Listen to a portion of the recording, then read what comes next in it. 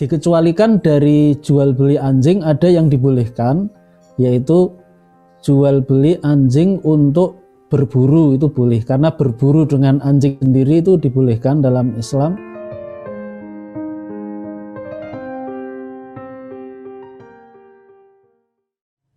Salah satu syarat yang paling penting di dalam akad ijarah dalam arti bekerja dengan upah ya atau akad jasa adalah syarat bahwa manfaat yang diberikan oleh pekerja itu harus berupa manfaat yang mubah atau yang dibolehkan oleh syariah.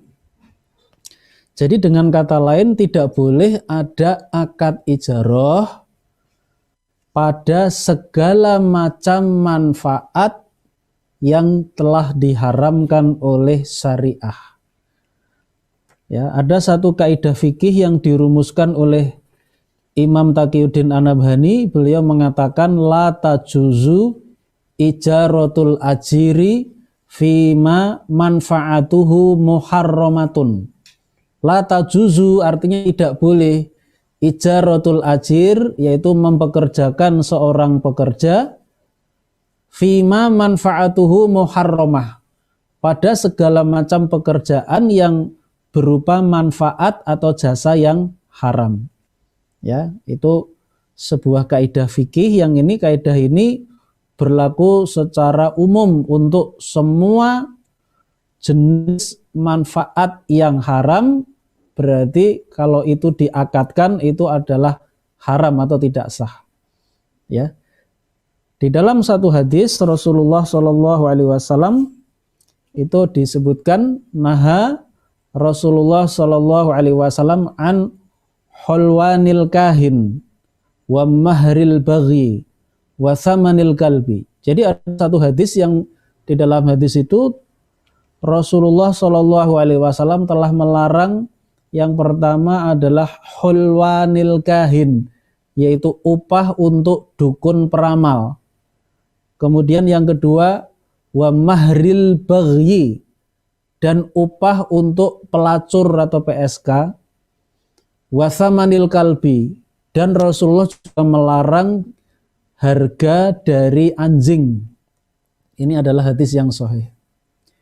Jadi pada larangan yang pertama dan yang kedua itu terkait dengan ijarah, kemudian kalau larangan yang ketiga itu terkait dengan akad jual beli. Jadi Rasulullah melarang jual beli anjing. Ya, tetapi jual beli anjing yang dimaksud ini itu adalah anjing yang sifatnya itu pet animal. Ya, pet animal itu binatang rumahan kesayangan seperti anjing kecil Chihuahua yang ada di rumah, pokoknya anjing rumahan. Dikecualikan dari jual beli anjing ada yang dibolehkan, yaitu jual beli anjing untuk berburu itu boleh, karena berburu dengan anjing sendiri itu dibolehkan dalam Islam. Kemudian anjing yang fungsinya sebagai penjaga ternak dan penjaga sawah itu juga dibolehkan. Maka ketika itu dibolehkan berarti jual beli anjingnya boleh. Jadi yang dimaksud Rasulullah melarang harga anjing atau jual beli anjing itu yang dimaksud adalah anjing sebagai binatang kesayangan ya, atau pet animal yang biasa berada di dalam rumah. Nah, ini yang terkait dengan jual beli. Kemudian di dalam hadis yang saya sampaikan tadi, itu yang larangan pertama dan yang kedua, itulah yang berkaitan dengan akad ijarah dalam arti akad kerja. Yaitu Rasulullah SAW yang Rasulullah telah melarang yang pertama adalah hulwan kahin, yaitu upah untuk dukun peramal. Jadi kahin itu kalau dalam istilah bahasa Arab itu artinya adalah seorang dukun yang mengaku bisa meramalkan apa yang akan terjadi di masa yang akan datang. Itu disebut dengan kahin. Nah, jadi kalau di dalam satu hadis itu ada hadis yang bunyinya begini. Man atakahinan aw arrafan fasa'alahu an syai'in fasaddaqahu faqad kafara bima unzila ila Muhammadin sallallahu alaihi wasallam. Yang artinya Man atakahinan, barang siapa yang datang kepada seorang dukun peramal, au arrafan, atau dukun yang mengaku bisa mengetahui hal yang gaib, itu namanya arrafan. Fasa'alahu an syai'in, lalu dia bertanya sesuatu kepada kahin atau arraf itu, dukun peramal atau dukun yang mengaku bisa mengetahui hal yang gaib. Orang itu bertanya, fasoddaqahu, lalu dia membenarkan perkataan dukun itu. Faqad kafara bima unzila ila Muhammadin sallallahu alaihi wasallam. Berarti orang itu telah kafir atau ingkar terhadap apa yang telah diturunkan kepada Nabi Muhammad sallallahu alaihi wasallam. Ya, itu adalah hadis yang sahih.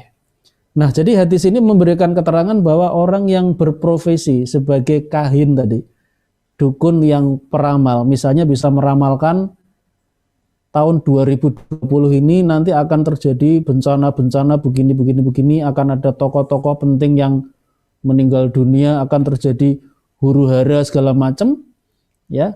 Nah, ini namanya kalau dalam Islam itu kahin. Nah, ketika ada orang yang datang kepada dia lalu meminta, ini tahun 2020 apa yang akan terjadi, Mbak, misalnya, lalu dia bilang, oh gini, terus dia kasih uang sebagai upah. Nah, ini hukumnya haram dalam Islam. Ini berarti Rasulullah ini artinya apa? Melarang adanya akad jasa atau kerja pada manfaat yang haram. Ya, contohnya itu sekedar contoh saja. Kemudian yang kedua tadi mahril baghi. Kalau diartikan secara harfiah, mahar itu ya mahar.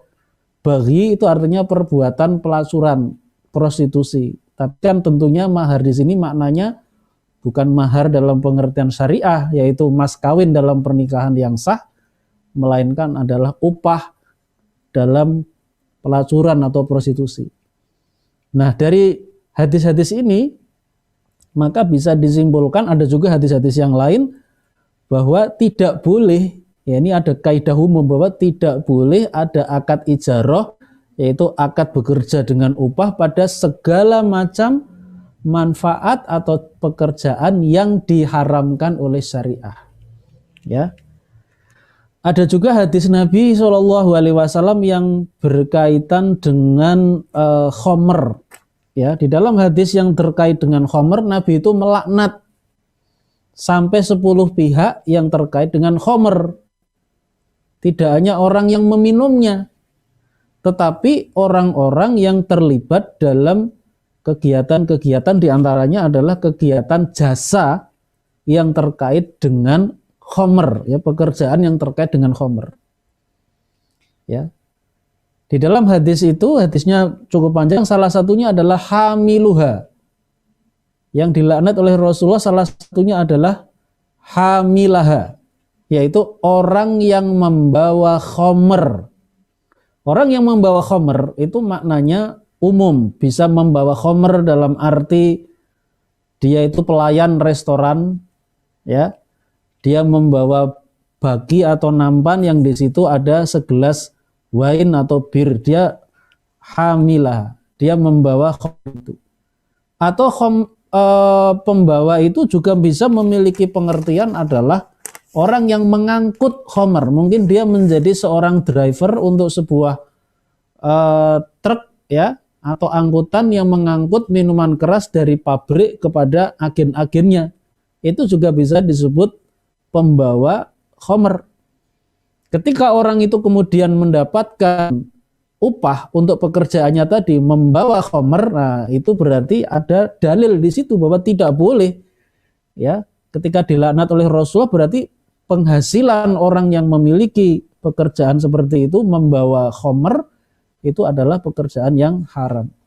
Termasuk di dalam hadis tadi juga disebut asiroha. Rasulullah itu melaknat pemeras khomer, yaitu orang yang bekerja di pabrik khomer pada sektor produksinya. Ya, kalau tadi setelah diproduksi kemudian diedarkan, didistribusikan kepada agen-agen, atau ketika di restoran itu dibawa dari bar kepada meja tamu. Termasuk juga adalah asiroha, yaitu orang yang memeras khomer, memproduksi khomer itu dari bahan mentahnya, yaitu anggur atau yang lainnya. Kalau di Eropa kan ada minuman keras namanya wine, itu bahannya anggur, tapi kalau di tempat-tempat lain di berbagai tempat itu bentuk bahannya bisa bermacam-macam. Bahkan di Ethiopia itu ada minuman keras yang bahan bakunya itu dari kopi, ya, dari biji kopi diolah menjadi khamr, itu ada, ya, di Ethiopia.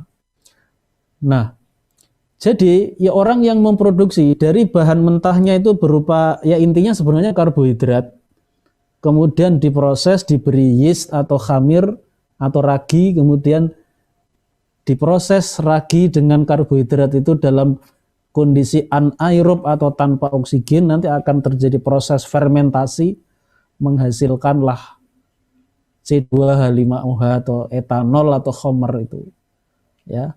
Nah, jadi ini orang yang melakukan pemrosesan seperti ini disebut dilaknat oleh Rasulullah SAW. Kenapa dia dilaknat? Karena dia bekerja memberikan manfaat atau jasa yang diharamkan oleh syariah Islam.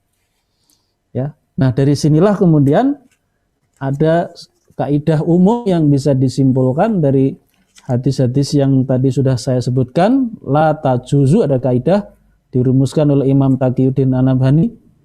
La tajuzu ijaratul ajiri fima manfaatuhu muharramatun, yaitu tidak boleh atau haram hukumnya melakukan akad ijaratul ajir. Ya, ijaratul ajir itu artinya akad jasa atau bekerja dengan upah pada segala manfaat yang telah diharamkan oleh syariah. Ya, contohnya tadi seorang yang bekerja sebagai dukun atau seorang PSK atau misalnya orang yang membawa khamr dari pabrik ke konsumen atau yang membawa khamr itu dari bar kepada meja customer, termasuk yang memproduksi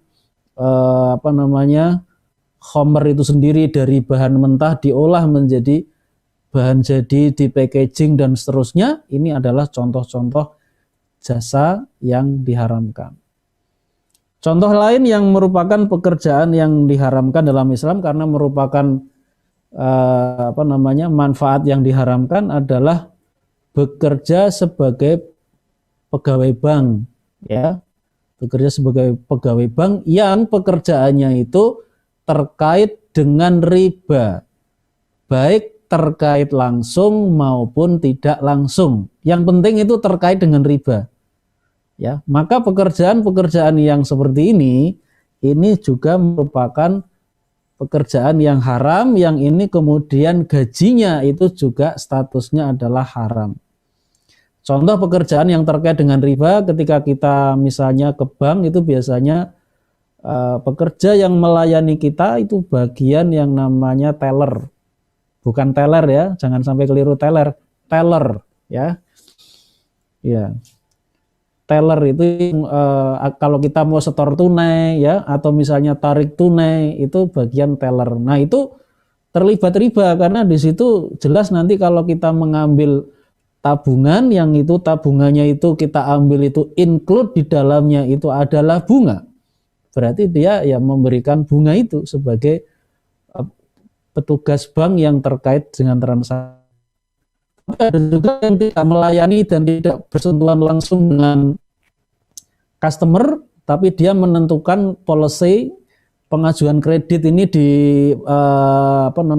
dari customer atau dari masyarakat, dikabulkan atau tidak pengajuan kredit ini. Padahal kreditnya itu berbunga, ya. Nah, ini pejabat pimpinan bank atau yang ditunjuk, ya, ini berarti terlibat riba, walaupun mungkin nanti yang tanda tangan, mengurus administrasi bukan dia hanya mengatakan ya ini bisa diterima nih pengajuan kreditnya, kasih gitu.